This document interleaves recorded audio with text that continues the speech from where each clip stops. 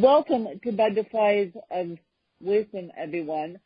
And I don't know if you know this, but on August 12th, which was last Saturday, not only did the massacre in Charlottesville, Virginia happen with the white supremacists coming in from Idaho and basically moving up a beautiful college town, by the way. For those of you who have not been to Charlottesville, go next summer because it's a beautiful college town. UVA is there. But my point being is I just celebrated my biological mom's seventh year being in heaven, believe it or not.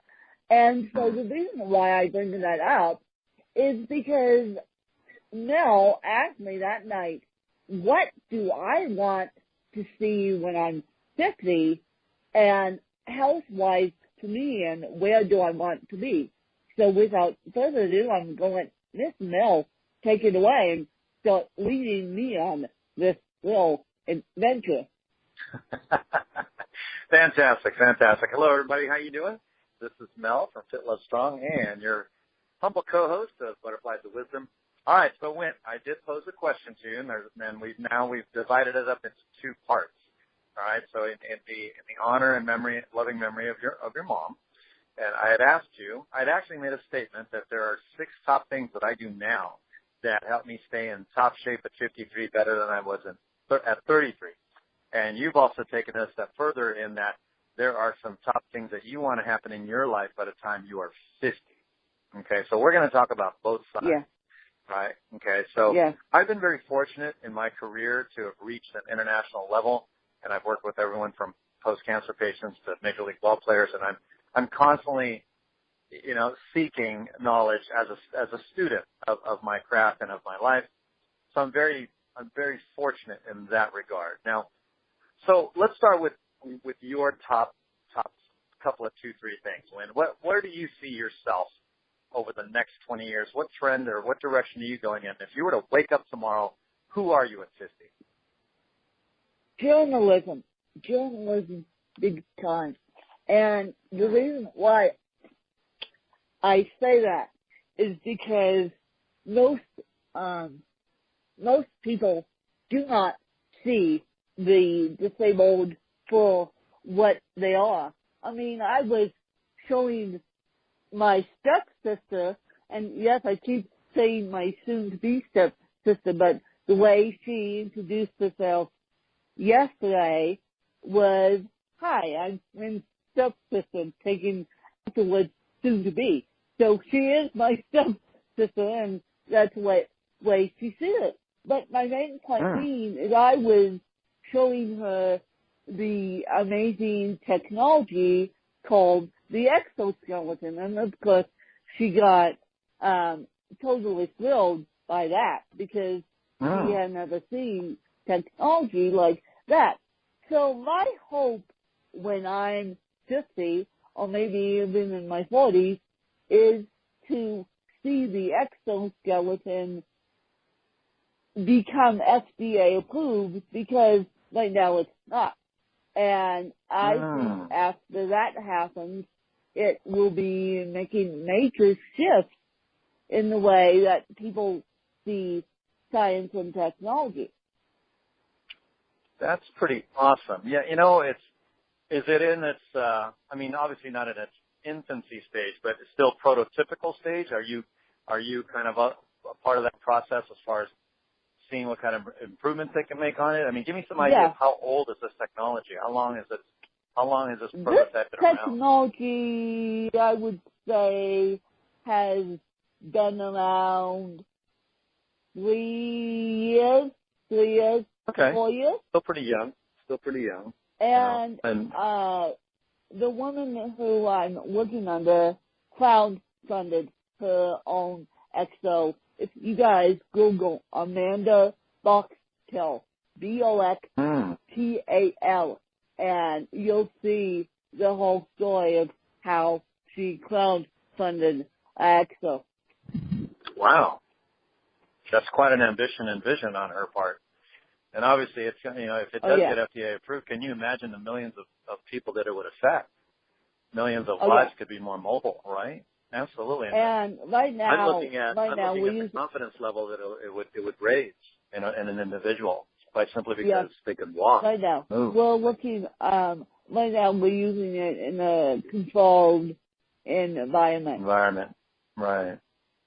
In the controlled TT environment. So that's why you don't necessarily see it at a veterans hospital in a couple VA programs have it, I know. A couple spinal cord injury places have it, but the one I'm thinking of, Project Walk, doesn't even have it. Right. Project Walk, that way, 3 years based out of San Diego. 3 years is very young, and if you figure if you're 30 now, then there's another 10 years worth of practical experience and application and adjustments made in research and development. I mean, 13 years you could achieve a lot in 13 years. I'm certain that prototypes will be a lot more refined by then. So, you could look back and, say that, hey, I was part of the process that got this to the highest level possible, therefore affecting a lot of people's lives that wouldn't have had a chance to walk or be mobile, right?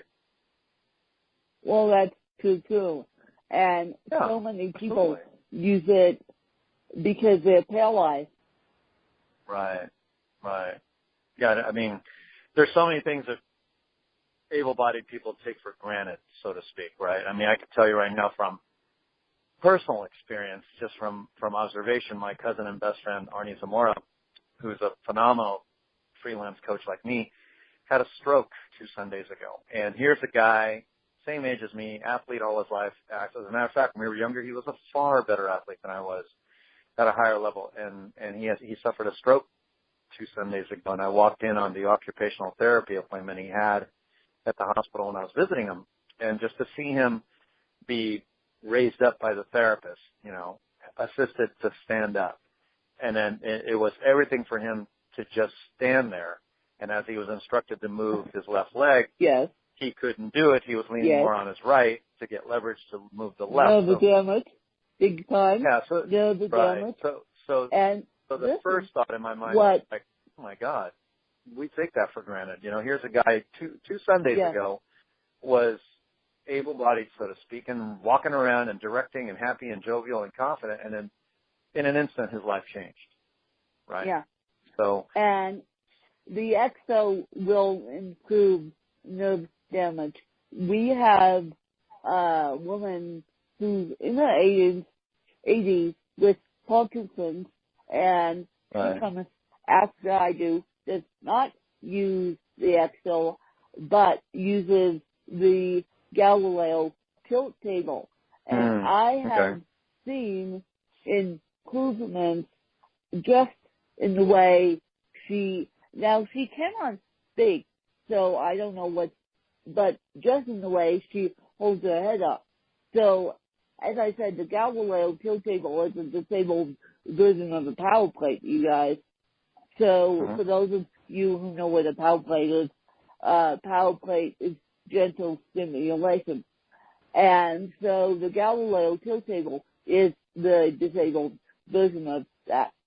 And so I think medical technology will improve itself. Yeah, it's just an amazing thing that's on the horizon. So, okay, so that's a major thing, all right. And I could tell you one major thing. Yeah, a major thing. And one of the habits that I've done over the years is out of the 6 that are top for me is get strong.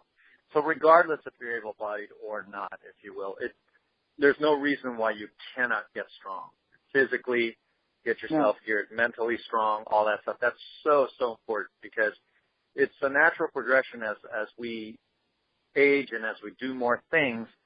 The natural behavior is I'm getting tired, I'm getting older, so I don't think I'm going to be as strong as I am later. nothing could be further from the truth. Your body responds to what the mind says it is. You know that of all people, Lynn, because of the work that you put in at the gym, right? Yeah. So, a top one for me is get the gym, right? Okay, so next, what's the next top thing that you see yourself, in the next 10? Where are you at? Well, I was, and now you know this, I was hemming and hawing over, should I quit my job in 2019? Yeah. Should I quit my job in 2020? I said, the hell with it. I'm quitting my job in 2019. I am picking up that diploma in 2019, which will be what? Fall, what did I say? No, I will see you in person in 2019. Yes, you will. Fall of 2019. I'm gonna show you around Northern California. We're gonna go to Napa and San Francisco and all that stuff. Yes. Absolutely. Yes, and all that stuff. No, I am walking in 2019, and I will get graded, and I will get my associate's degree in journalism. Right.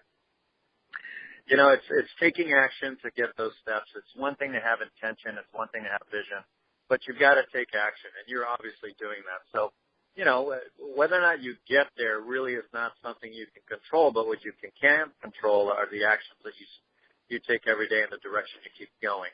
And whatever comes in the way of that, along your journey, you just deal with when you cross that bridge when you get there. But I have no doubt that you'll achieve that. You've gotten this far. I don't know very many people, able-bodied or not, who have written books, who have, managed and performed on, not just one, but numerous podcasts per week, and entertain, different kinds of guests. Be in a triathlon of all things. Hell, a 10K is daunting for some people, let alone a 3-event triathlon. So with that kind of success ratio, if you will, I don't doubt that you'll get there. And you have a tremendous team support as well. So, you're going to get there. Yeah. No, and my plan with Colorado Vogue we have is slowly but surely coming together. I know you guys are not one. They, because we're dealing with government entities, let's just say they're slower than when we'd like them to be. And let's just leave it at that. And so I am more interested in assistive technology and they're more interested in getting money from me, basically. And so, but I am quitting my job in 2019 with we have help, so I will be a full-time podcaster and a full-time writer. At that time, what are you writing about? I mean, if you could imagine the greatest things that you'd be writing about, what would you be telling the world? What messages would you be telling them verbally on your podcast and also writing about? What is your passion? What is your most inspirational vision for that? Well, I'll start with my book. I dropped a novel series, which I'm picking back up again, and I just finished manuscript. Actually, I immediately when I published The Mosaic of DT, I finished manuscript, which is coming out in November, completely edited, and it's a fictional novel called The Teacher's Temple, and it's based upon my stories of my 11 years teaching preschool. Okay. Wow, you taught preschool for 11 years? That's a long time. Yeah, I taught preschool for 11 years. Yes, I did. That's a lot of kids. Preschool for 11 years. Yeah. Sure. Yes, I did. And so I'm picking back up my novel series, which I dropped in middle of teaching really, and like, what's the point? But now that this is my bread and butter, so to speak, I need to pick that back up. And surprisingly, book number 1 did really well. And book number 1 is published on Amazon, you guys. So I'm slowly but surely finishing that novel series. That's awesome. That's awesome. How's the second book going so far, The Mosaic of CP? Do you have an update on that? My second autobiography is selling well. Nice. It hit Amazon number 1. I think it's dropped now, but it hit Amazon number 1. It didn't hit the New York Times bestseller list, but I'm hoping by the time I'm 50 that one of my books will be picked up by the New York Times, because I want to show everyone, even if you don't have a publishing deal, you can still get to the New York Times. Right. So, have you thought of your next writing endeavor, your next book? Is it going to be somewhere midway between 30 and 40? Is there a 5-year mark? My next autobiography would probably be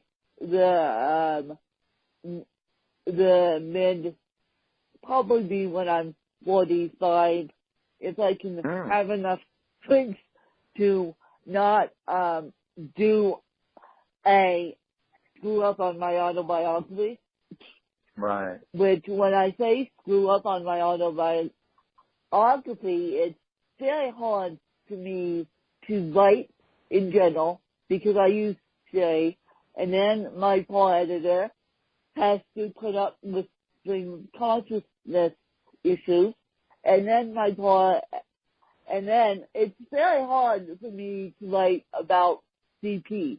So that's why I'm going into the field of being a novelist, because even though I live CP on a daily basis, it's very hard for me to put it on paper other than a novel. Yeah, I could see that. Now, so you're thinking 15 years. You're thinking your next book is not going to come for another 15. Did I hear you correctly? It may come sooner than that. That's a long time. I would say somewhere between 8 to 10, maybe even sooner than that. So a whole decade is a long. Let's make it 8. Let's make it 8. Deal. Let's make it 8. And Mel, you and I are actually writing books together on health, and you better believe it. We are going. Yeah, we all writing a book. That's and then I have another person who is requested to me to do a fairy tale about CP. I'm slowly but surely working on that. We're doing a version, believe it or not, of Sleeping Beauty on that one. We just decided that the other day, based on CP, this writer, all he does is fairy tales, and I've had Moss on the podcast twice, and so go back and listen to the Fairy Tale Princess episode. You'll hear Monk's voice on this podcast, and I actually approached him after our first podcast interview. I said, hey, why don't you do a fairy tale on CP? Well, unbeknownst to me, his niece, who's 8 years old, has CP. Thank you very much. Oh, wow. And he never, ever thought about it.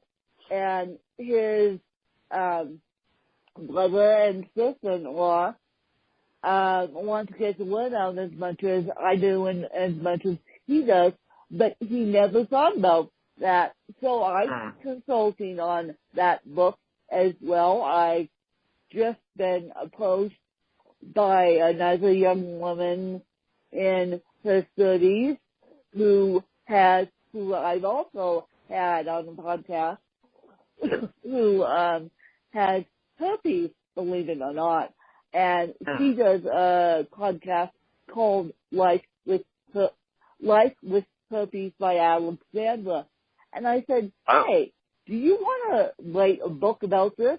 And because she had a podcast, she started a podcast after she got herpes.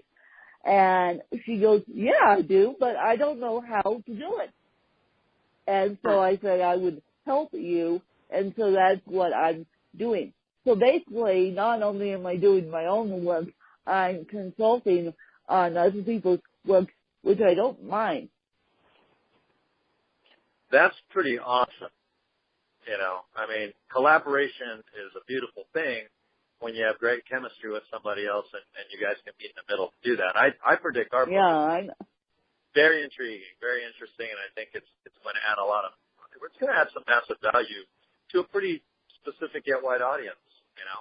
I mean, there's the commonality is whether you're able-bodied or disabled, strengthening the mind and the heart is commonplace between the two. The only difference may be mobility-wise between the two bodies, the two body types or body conditions and situations. But for the most part, it's, you know, if you got a strong heart and a strong mind, you're strong, period. Right? I mean, that could be our entire tagline right there for the book. You know? Well, so there we go. We came up with that on the podcast. There you go. We just came up with it. Whether, you know. I'm going to let Mel finish his book first, and then we're going to do this other book. Absolutely. Sounds good. Okay, so you know, that to me kind of that to me right there fits in with two of the top factors I have for being in my top shape, which is challenger fitness and also making fitness as important as your job, in that, you know, a lot of people sacrifice themselves for their success. And as an international men's empowerment coach with the Powerful Man, we specialize in working with men who are high-level entrepreneurs that have absolutely sacrificed themselves and are letting life happen to them instead of letting it flow through them.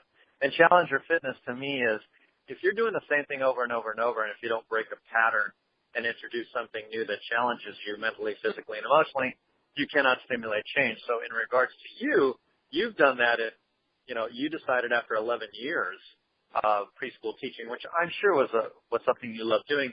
You knew that if you didn't break that pattern and venture out into doing something else, you could wake up, 20, 30, 40 years later doing the same thing. Not that there's anything wrong with that, but it seems like you always kind of felt like there was more to you, So that's how I liken those two situations. I think when you have the tenacity to improve and make fitness as a part of your life, as well as seeking knowledge and looking for change and patterns to stimulate personal and physical growth, you can't go wrong. Don't you think so? I do think so, and not that I didn't love teaching preschool, and not that I won't love teaching music. Right.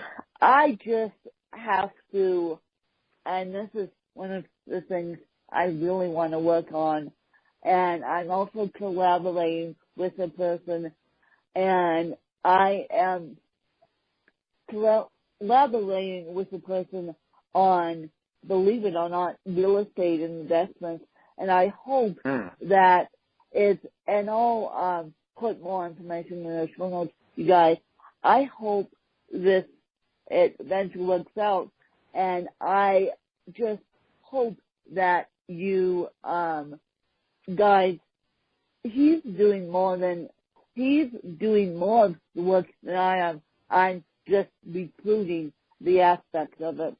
So I hope that you guys understand this collaboration, and I will put more information in the show notes of this episode, and I hope that you will pick up the phone and call this person whose name is Thomas Cooke, and how he found me is I applied for a job on ZipRecruiter, and he just was looking for someone to recruit people, and I said to him, look, I have a podcast, here's what we can do, and he goes, I've never heard of a podcast. I'm like, oh, great. There we go, I'm teaching another person. And I'm like, oh, great. We have to now work together. So I'll put more information in the show notes. I'll put his contact information in the show notes. Probably this episode will go out tomorrow because, as I said, my stepsister is now, and so she kind of pokes herself up here for a week.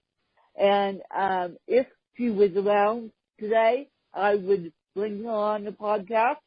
We might plan a special podcast when the next time she comes out so you guys can actually meet my stepsister. Although, if she may be a little bit scared to do a podcast because even though she has the same personality I do, I've missed social butterfly, and she's actually going into the track of communications. And she just told me yesterday that she wants to do consulting work. And so even though we're on the same track, she is a little bit scared about talking in public because it's a podcast. So, which most people are. If you have a big fear of speaking, which obviously I don't, the fear of doing a podcast, no, I've had people say to me literally, this is my first podcast interview. So this is going to be her first podcast interview. I will treat her like family, literally, as I do every single guest. And I want your best friend Oni on the podcast as well when he gets better, because how to get rid of a speech impediment quickly? Host a podcast. Yeah, it's one of those things where people can get kind of paralyzed by the thought of public speaking, and this actually is a great format for just having a conversation, right? Really, that's all we're really doing, So yeah. So when you bring your sister on, just tell her, hey, we're just gonna have a conversation. It's not that big a deal, So yes. It might be fun, right? But it will be fun, and we have to plan it like when she gets back up here, which will be probably over Thanksgiving. Knowing her. Oh, nice. Knowing her will be probably over Thanksgiving, no. And that would be awesome. So we'll bring her on the podcast, you guys, over Thanksgiving. I'll make it at a point. And so, yeah, but podcasting is really a conversation. So I want to see this podcast get bigger and better for me and for you guys. And I also want to work on my lungs, because I don't know if you know this, but one of my mom's main disabilities, and no, she did not die from this, she died from meningitis, but one of my mom's main disabilities was asthma. Asthma. And her father actually died in the 60s because they didn't have the asthmatic medications they do now. So I want to work on my lungs. Basically, yeah. I want to work on my lungs because I have a family history of asthma. It's funny you say that, because one of the main factors that I do now, and I made a priority starting a couple of years ago, was to work on my lungs, because as you age, if you don't have the ability to mix, that healthy oxygen with your healthy blood, and that's kind of pumping out of your heart, you're really asking for a lot of trouble, So it's ironic that you mentioned work your lungs. It's so, so important. Cardiovascular exercise is massively important, especially as you're aging. You can have a ton of muscle on your body, but that doesn't mean a whole hill of beans if your circulatory system is weak and if your respiratory system is weak. Oh, God. You know? Yeah. It doesn't do anything. That's one of the reasons why I got out of teaching preschool. Geez, the moment we say working on my lungs, I have the coughing attack. Geez, spot on, Mel. Geez, no, a coughing attack isn't allowed on my podcast. There, I set up. So a coughing attack isn't allowed on my podcast. But the reason why I want to work on my lungs is because I have a family history of asthma, and that is something I want to do for my mom. I mean, my biggest fear is as she was recovering from the brain aneurysm surgery that asthma attack would take it down, and the doctors wouldn't know what to do. I mean, right. So asthma attacks could happen to anyone. I grew up it's with no joke. a severe asthmatic, and she was on steroids for many, many, many, many years. And so I made a promise to myself when she died, August 12th, 2010. She began to die August 11th, 2010. But she actually died August 12th, 2010. That I would not work on my lungs and get severe asthma like she did. Because as my grandfather was working the construction trade, we actually had a franchise, 2 franchises at the time. We didn't sell those until 1998. We actually had 2 franchises of one in Canada, one in the Bahamas, Caterpillar. Yes, Caterpillar. That's how that's how my family made their living until 1998. And so my grandfather working in the construction industry, that did a number on him. So basically, and my mom had severe asthma. So I made a promise to myself when she died, that I would never get severe asthma as she did, because watching her grow up with asthma, watching her asthmatic go through asthma attacks every 2 seconds isn't fun. I mean, it's no joke. I bet. You know, I have allergy-induced asthma, and moving here to Sacramento in the Sacramento Valley, which is probably the worst place on the planet for allergies, you know, really, really just did a number on me when I moved out here in 91. I came from the Bay Area where you have the ocean air, and, you know, you've got all that air being transported out to the ocean, and here in Sacramento, you're in a valley and it gets trapped. And for the last, I'd say 7-8 years, there hasn't been any asthmatic reactions from me, and all of a sudden this year has just been nuts. And I think a lot of it is because we had such heavy rains this past rainy season that the pollen was just ridiculous and the air quality is ridiculous. I have a question for you. Sure. You have a lot of construction out where you live. Of course you do. There's a fair amount.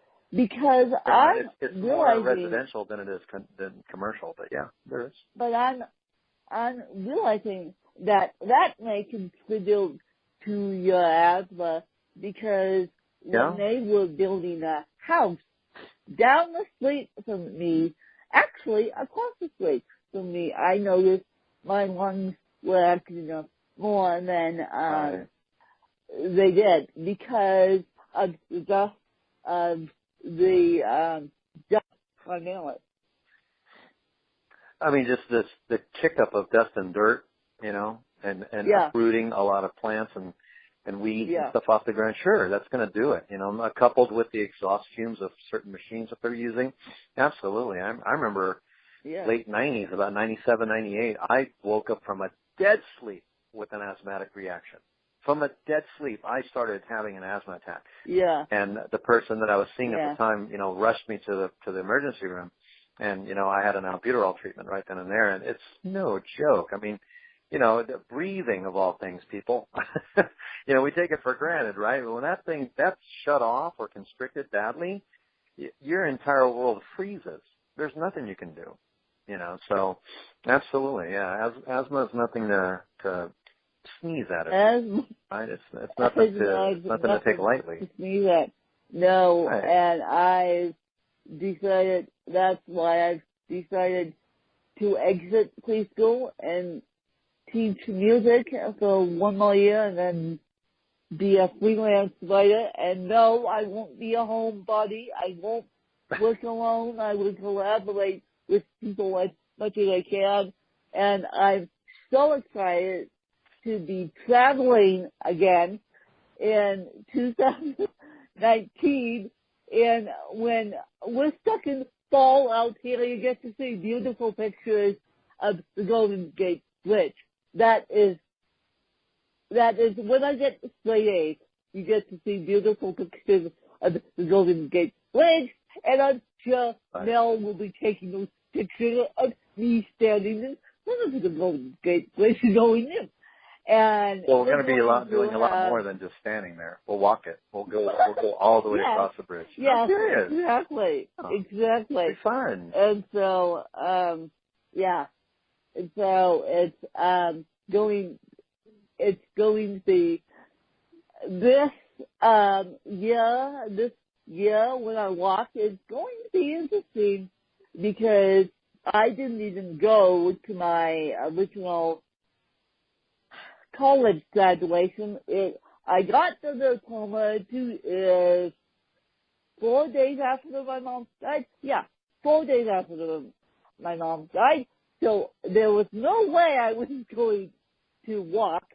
So I'll be trying to, now that I'm actually know my graduation date, know my estimated graduation date, I'm actually going to be trying to walk without a walker by that time. So wow. I will be... That's awesome. Yeah. So by the time you see me, I will hopefully not be relying on a walker so much. Fantastic. That's so awesome. I thought that joined me actually on Monday. Yeah. What a great vision. What a great goal. Yeah. Take action, my friend. You proclaimed it, so take action to make sure those those steps carry out, right? So yeah, literally. Nice. And so I'll be walking to get my diploma. I'll be walking without a walker, hopefully. Awesome. And the ekso has recovered, it's actually subtracted my nerve damage. I've had nerve damage in my legs since 2006. Well, since getting the ekso, that nerve damage has seemed to disappear. So hopefully I won't be relying on the walker as much when I graduate from college in 2019. Well, that's amazing, man. I love that. I love seeing that goal, and I can envision it. And it'd be awesome to go across the Golden Gate Bridge. Yeah. I ran a Ragnar event, a team trail event with 12 people back in 2016, and the first leg was running across the Golden Gate Bridge. I wasn't number one. I was number 5 that day, and one of my teammates was able to run it at 7 a.m., and it was beautiful. So absolutely, I look forward to doing that with you. So how about one more top thing that you can see yourself doing at 50? What you aspire to? Learn to, as I said, learn to walk independently and not be so reliant on the stupid walker, which they've given me. They told me, look, you will never be able to get rid of your nerve damage. Well, if they look at what the EXO has done for all of us. I have a friend who I saw come out of a mentally induced coma. She is now writing. She is now going to college independently and uses the EXO, uses a EXO down in Denver. And so the EXO has got its medical improvements to make, but we're slowly but surely making them. Wow. That's awesome. Yeah. Yeah. So you guys will hear this episode tomorrow if I can get it up, or you guys will definitely hear this episode by Tuesday because of me going back to school and because of Mel's now crazy schedule, and no, Mel's not going to jump ship with me.